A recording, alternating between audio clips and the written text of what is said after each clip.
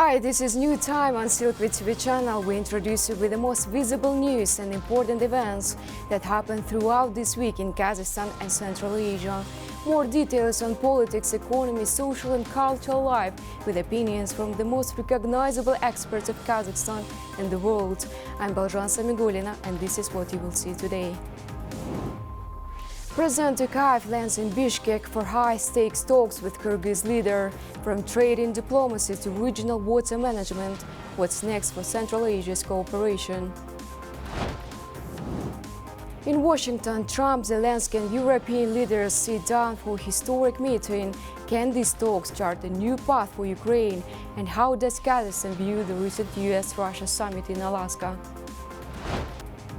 Silkwood star contestants have arrived from lively rehearsals to stage preparations.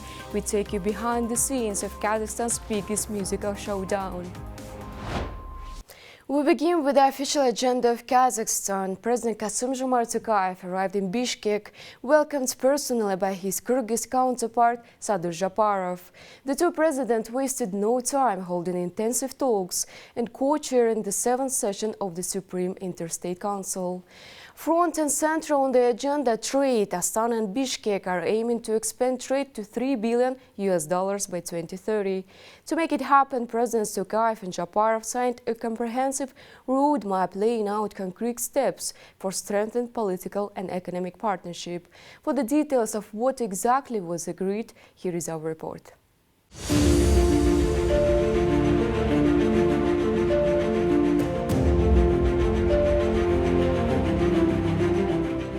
Kazakhstan's president opened his visits at the Atabeyit Memorial Complex, a site of deep national memory. It honors the heroes of the Kyrgyz people and victims of Stalin-era repressions. President Tokayev laid flowers at the monument marking the tragic events of 1916 and paid respects to Chingiz Aytmatov, the writer who gave the memorial its name, Atabeyit, or the Grave of the Fathers.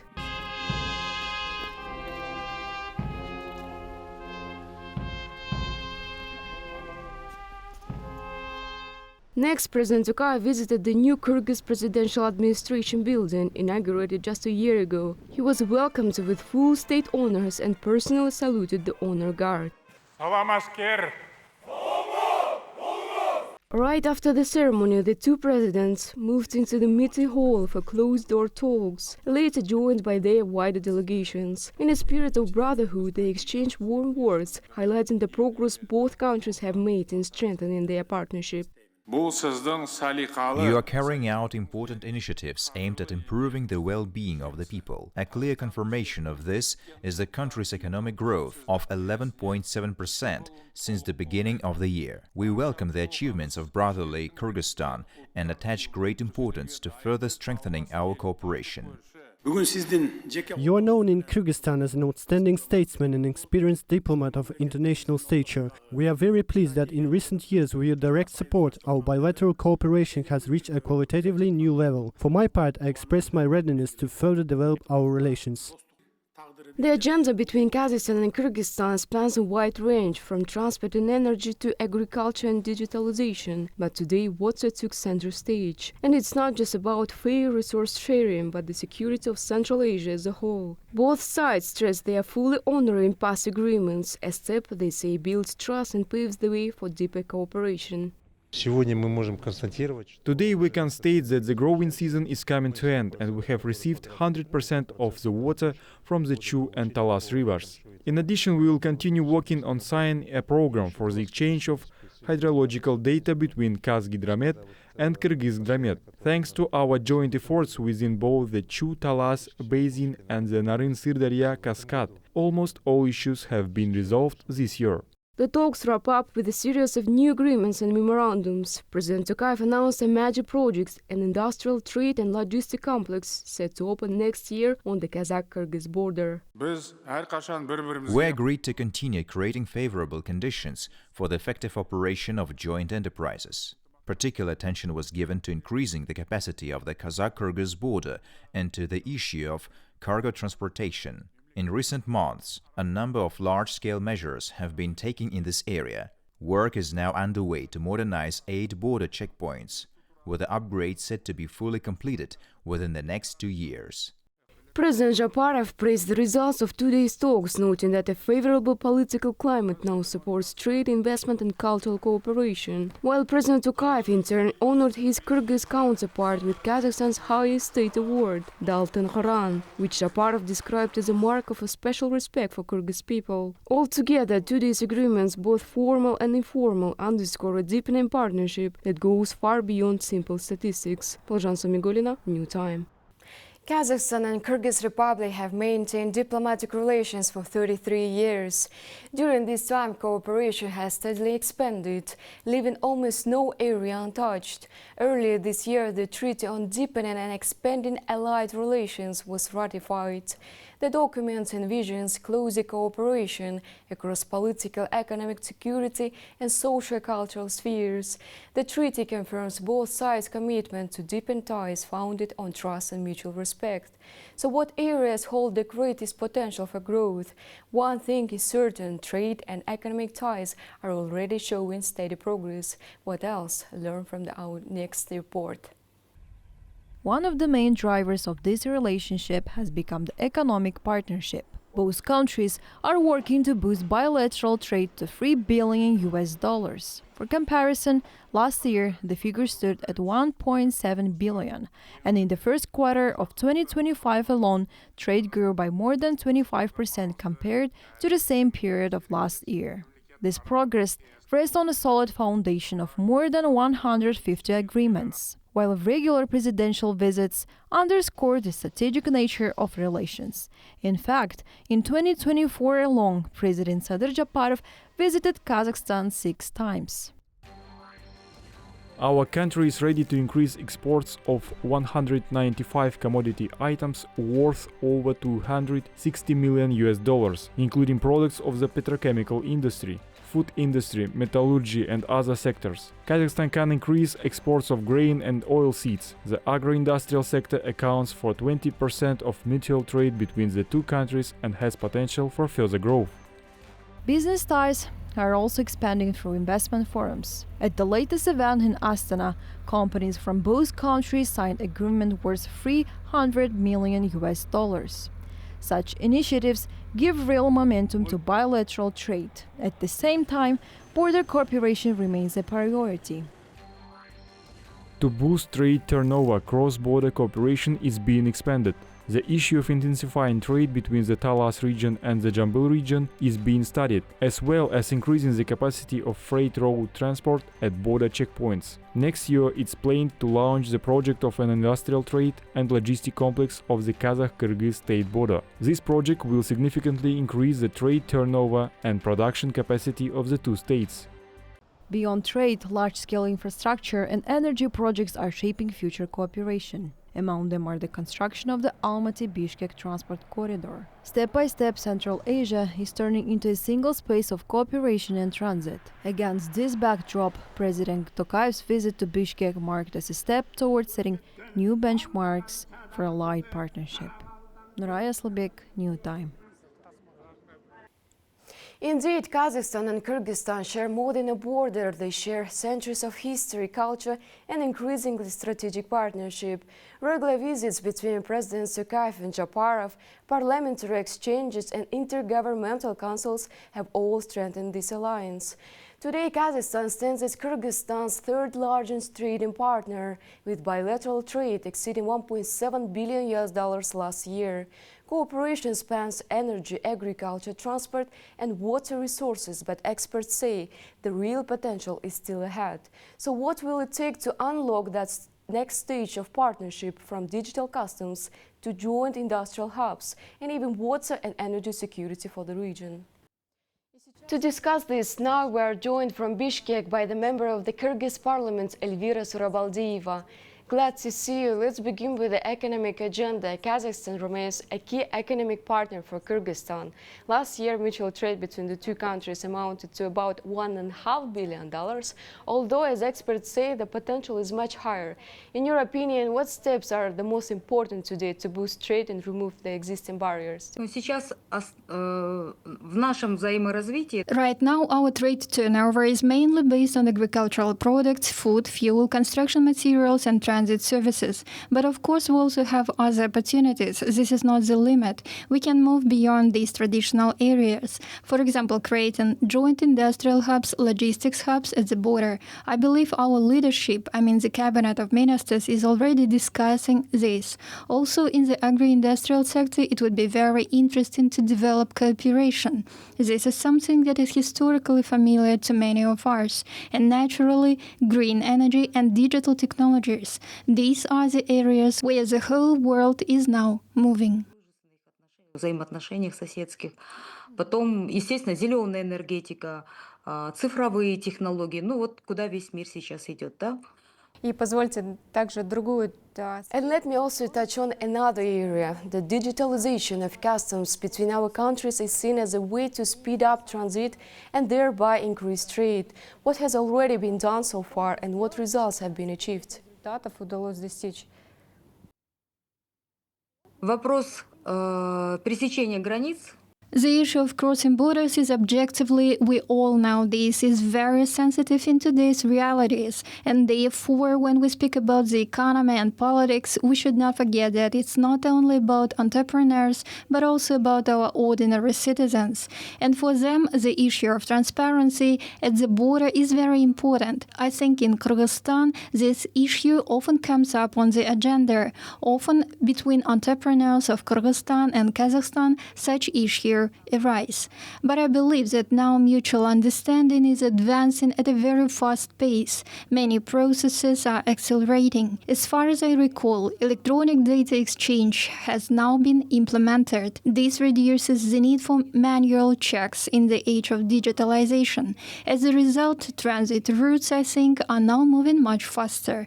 But in any case, there is still a problem. We still lack synchronization. If we could synchronize our national information systems, it would be much more convenient. Если бы мы еще синхронизировали, было бы намного комфортнее. И водные ресурсы также. Water resources are also critically important for our region. Kazakhstan is helping to modernize irrigation in Kyrgyzstan.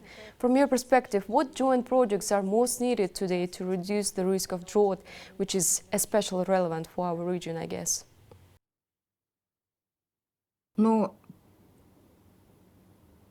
Именно в водном направлении, мне кажется, это капельное орошение. Specifically in the water sector, I think drip irrigation is a solution.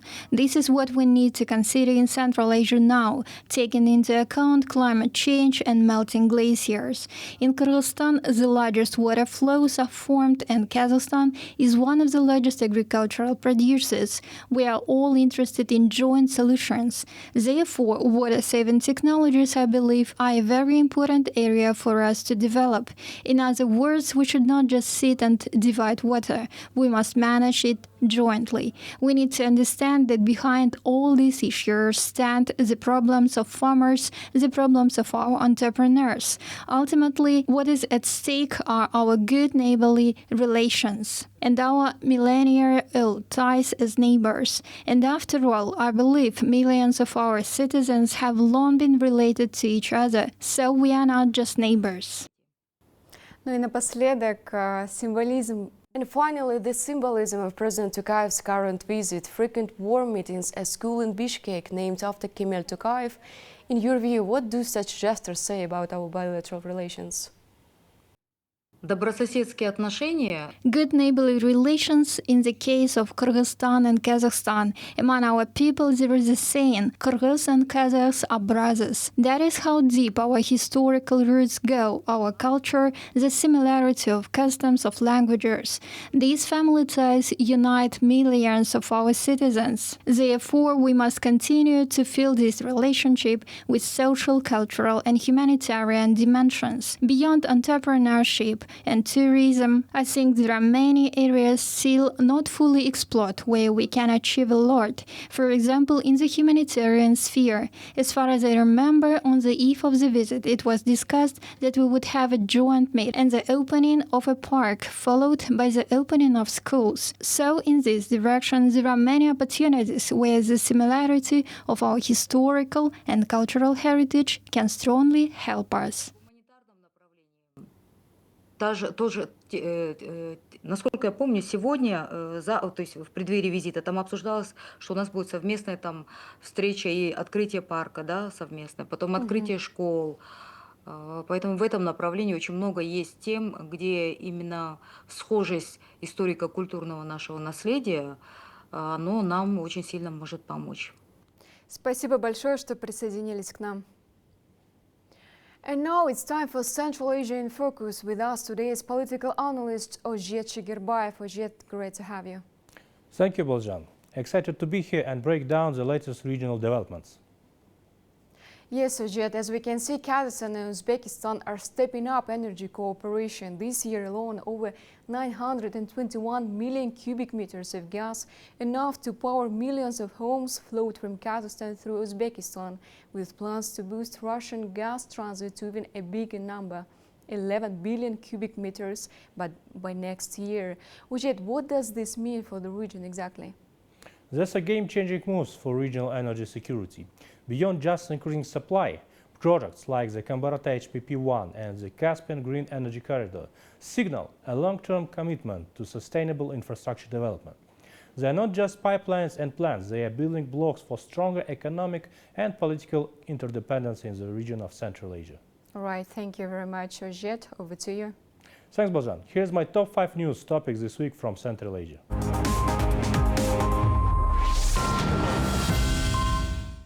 This week, the chairperson of the Oli Majlis of Uzbekistan, Ms. Tanzila Narbaeva, paid an official visit to Kazakhstan. During the visit, she held meetings with President Kassym-Jomart Tokayev, the speakers of the both chambers of the parliament, and also took part in a number of events. At the meeting, President Tokayev emphasized that the development of cooperation with the fraternal Uzbekistan is an important factor in ensuring stability and security in the whole Central Asian region. Following the talks, President Tokayev presented Tanzila Narbaeva with the Order of the Stick. In addition, with the framework of the visit, a roadmap for cooperation between the two Senates of Kazakhstan and Uzbekistan for 2025-2026 was signed. The visit also included the first forum of the academic and creative intelligentsia of Uzbekistan and Kazakhstan, as well as a meeting with the Kazakhstan's expert community. Such a comprehensive program underscores the importance of developing and deepening bilateral relations between the Central Asian states. Kazakhstan and Uzbekistan are stepping up their energy cooperation. Following talks between Kazakhstan's Minister of Energy, Mr. Yerlan Akinzhenov, and Uzbekistan's Ambassador, Mr. Bakhtiyor Ibragimov, the sides noted an increase in gas transit through Uzbekistan's territory in the first 7 months of 2025. Kazakhstan supplied 921 million cubic meters of gas. Plans are underway to boost supplies of Russian gas transit through Kazakhstan to 11 billion cubic meters by 2026, while Kazakhstan also reaffirmed its readiness to ensure oil transit. In addition, the meeting addressed projects such as the Kambarata Hydropower Plant 1 and the Green Energy Corridor across the Caspian Sea. On August 18, a working meeting was held at the Uzatom Agency in Tashkent between a delegation from the Republic of Kazakhstan and the leadership and specialists of Uzbek state institutions and organizations. The central topic of the negotiation was the development of cooperation in the field of peaceful use of nuclear energy, as well as the exchange of experience in matters of environmental and radiation safety, and the training of personnel for the nuclear industry. Both sides emphasized that such interaction would enable them to jointly promote nuclear technologies in energy, medicine, agriculture, and water treatment. This type of cooperation and knowledge sharing will help deepen the partnership and contribute to the safe and sustainable development of nuclear energy in Central Asia. Moreover, in the longer term, it may open the possibility of launching domestic research and building local expertise in the nuclear sector. Previously, Uzatom, Rosatom, and the Russian National Research Nuclear University, MIFI, had already agreed on joint training of specialists for the nuclear industry of Uzbekistan. However, in the long run, I believe it is essential to form an independent base of knowledge and competencies. The Pension Fund of Uzbekistan and the Social Fund of Kyrgyzstan have agreed on a draft agreement on the payment of pensions to citizens of both countries. Following negotiations held in Tashkent on August 11-14, the heads of the two funds preliminarily endorsed draft versions of the agreement on state social insurance and pension provision, as well as the administrative agreement for its implementation. During the talks, certain provisions of the documents were clarified in accordance with the legislations of the both countries, along with the forms of documents that will be applied in practice. According to the Kyrgyz Social Fund, citizens of Kyrgyzstan and Uzbekistan will be guaranteed equal rights to receive insurance and state pensions without the risk of double payment of contributions. The agreement provides for the aggregation of insurance service, periods for pension entitlement, direct payment of pensions to citizens regardless of country of residence, without deductions for delivery costs, and provisions on secondments and extension of terms to prevent double contributions. The implementation of these agreements will strengthen bilateral relations and create additional opportunities for social and economic cooperation between countries, including within the framework of large infrastructure projects. On August 14-15, Tashkent hosted the 8th Central Asian Expert Forum, organized by the Institute for Strategic and Regional Studies under the President of Uzbekistan, with the support of the UN Regional Center for Preventive Diplomacy for Central Asia, the delegations of the European Union and OSCE, as well as the Konrad Adenauer Foundation. The forum brought together representatives of strategic institutions, research centers, and academic circles from across the region. During the discussions, American scholar Mr. Amirtaf Acharya emphasized that in the emerging multiplex world order, the role of small states and developing regions is growing. According to him, the regional identity of Central Asia cannot be based solely on geographic proximity or cultural and ethnic similarities. What is required is political and social will to shape the region as a full-fledged subject of international relations. In this regard, regionalism through shared institutions and cooperation acquire special importance. Kazakh experts highlighted that the future of the region lies in a conscious choice of the common identity and collective decision-making. This requires unified investment rules and transparent conditions for business, the launch of a Central Asian investment and information platform, the creation of a single market image of the region as a dynamic and interconnected space, and the implementation of flagship products in green energy, logistics, and cross-border clusters, which could become key drivers of integration. The Tajik delegation, represented by the first Deputy Director of the Center for Strategic Studies under the President of Tajikistan, Mr. Oras Muratzada, also proposed to intensify the development of joint ventures aimed at exports to the third country. Overall, the 8th CIF served not only as an expert discussion platform, but also as a preparatory stage for the upcoming consultative meeting of the heads of states of the Central Asia. The initiative presented demonstrates that the region is moving beyond simple neighborhood relations towards the search for a common identity and the development of strategic projects capable of enhancing its significance in global politics and economics. And that's all from my part. Baljan, giving the floor back to you. Thank you very much, Ojit. We'll be back in a few seconds with other news.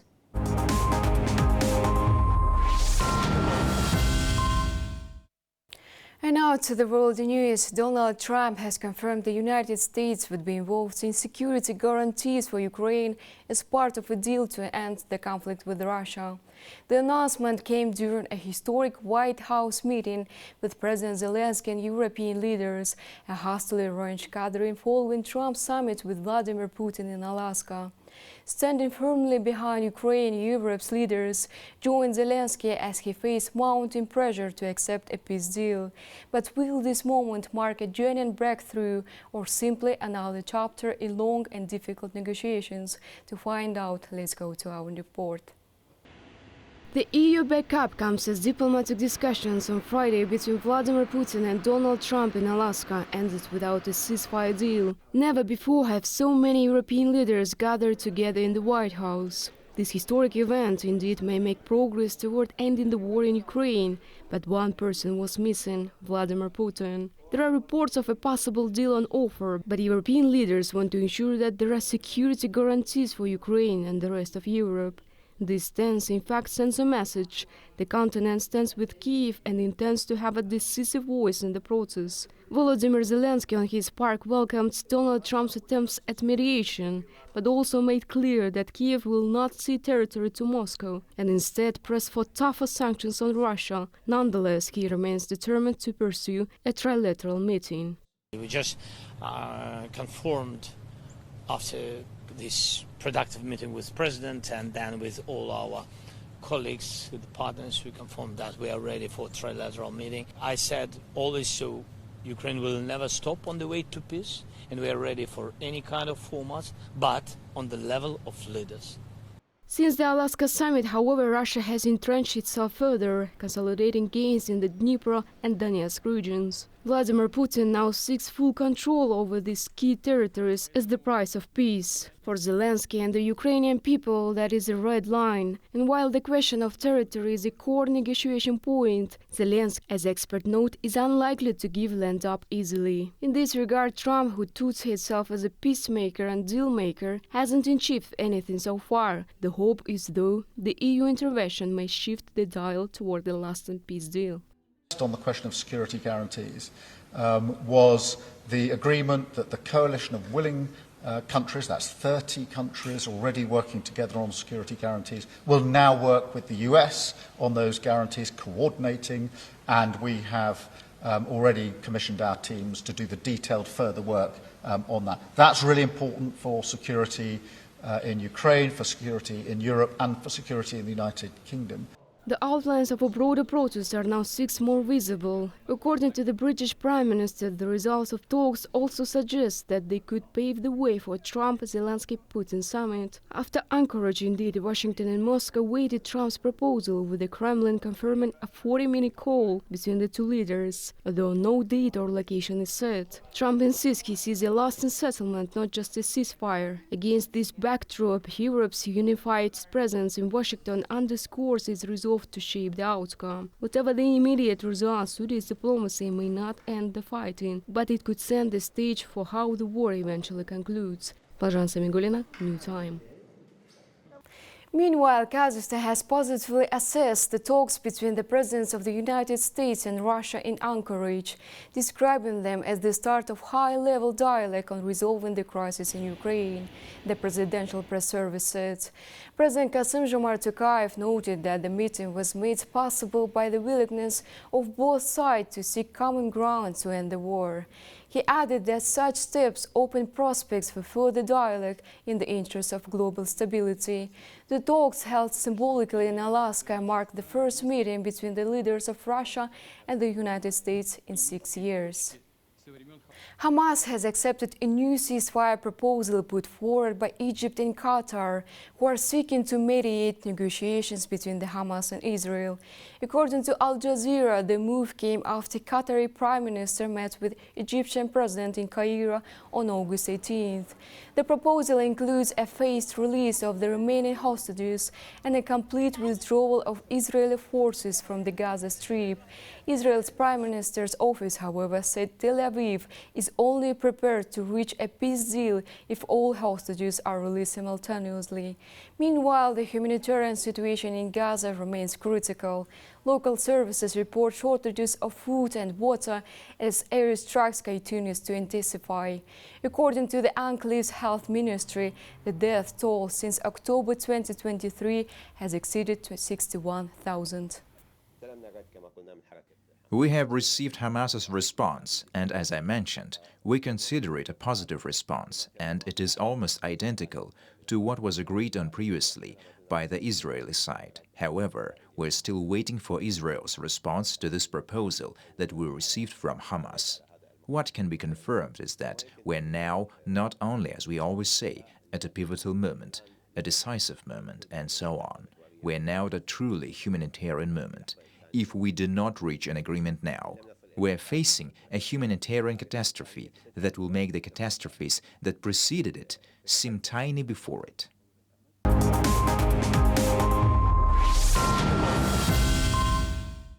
This week, Astana welcomed 12 artists along with the jury members of the international vocal competition Silky Star. Now all participants are gathered in the capital of Kazakhstan, making final preparations before stepping onto the big stage. The long-awaited project is set to begin filming on August 26. To mark the occasion, Silky Star team created the musicians with true Kazakh hospitality.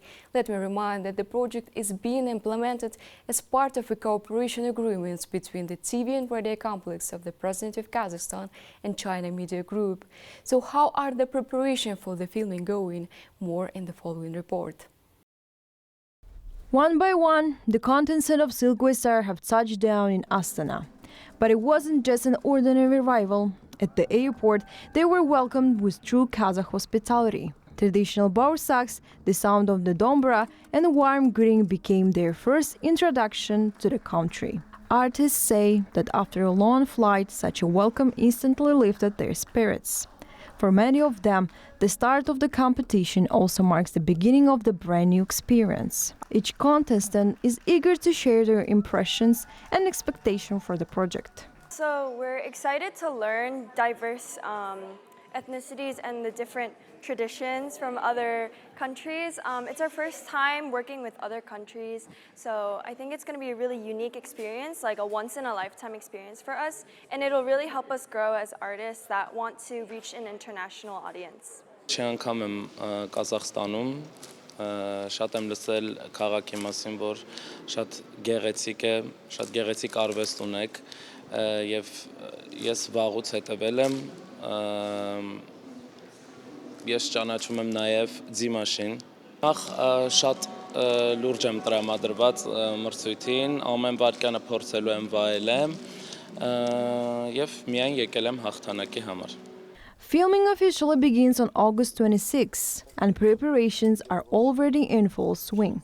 Stylists are tailoring costumes and creating unique looks for each performer, while the technical team is busy setting up the stage. The band is also rehearsing, as every performance will be delivered in live. At the same time, contestants are giving interviews and recording digital content, offering audience an exclusive glimpse behind the scenes. So, and every participant worked with our team. It's an editorial team and this styling, dancing, and technical also team and a musical band. And for example, today they starting make repetitions and rehearsals with the musical band because we have a live, and they sing all their songs only in live versions. I think we're prepared to do a very great big show and to show it for all audience. Organizers note that both participants and jury members will enjoy a rich cultural program, including the chance to explore Kazakhstan's traditions and taste national cuisine. Silkway Star promises to become one of the biggest international music projects of the year. The first episode is scheduled to air on September 20th, and we will continue to bring you the latest updates from the project. Nuraya Slobek, Sakem Pioneer, New Time. That's it for today. All the main news about Kazakhstan and Central Asia you can find here. More special projects about our country you can find also on Silkway TV channel. So stay tuned and see you next week.